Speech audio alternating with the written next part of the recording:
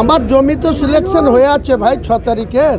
এই অ্যাডিশনাল আমাকে পোজ করেছিল, তাই আমি আজকে দেখতে এসেছিলাম। এটা আমার পছন্দ না, লোকেশন এত লোকালয়ে এসব প্রজেক্ট হয় না, তার কাছে এটার প্রশ্নই না এসব নিয়ে। বেলডাঙ্গা তো হবেই, বেলডাঙ্গা হবে। বেলডাঙ্গাতে করবো, এটা 12/12/2024 সালে ডিক্লেয়ার করেছে। তারপরে কোনো এক মহারাজ সাগরদিঘিতে 5 কাঠা জায়গার উপরে রাম মন্দিরের শিলান্যাস করেছে। আমি আবার যখন 6 তারিখের কথা পুনরায় বাবরি মসজিদের কথা বলেছি, এখানকার বিজেপির নেতা সাখারাপ সরকার বলেছে বহরমপুরের কোনো জায়গাতে রাম মন্দির হবে।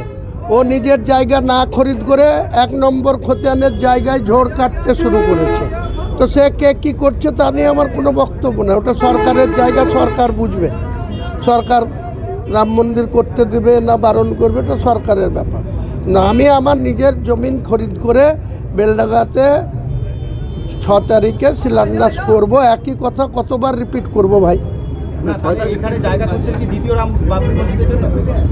কিসের জন্য ও প্রপোজ করেছিলাম এসছি, আমার জায়গায় পছন্দ হয় না। আর এসব প্রশ্নর সওয়াল প্রশ্নের কোনো জবাব আমি দেবো না। 6 তারিখে আপনি অনার রয়েছেন, 6 তারিখে নিশ্চয়ই। আরো ভালো ভালো খবর দেখতে সাবস্ক্রাইব করুন বাংলা হান্টের ইউটিউব চ্যানেল। বাংলা হান্টের আরো খবর দেখতে নজর রাখুন। বাংলা খবর মানেই বাংলা হান্ট।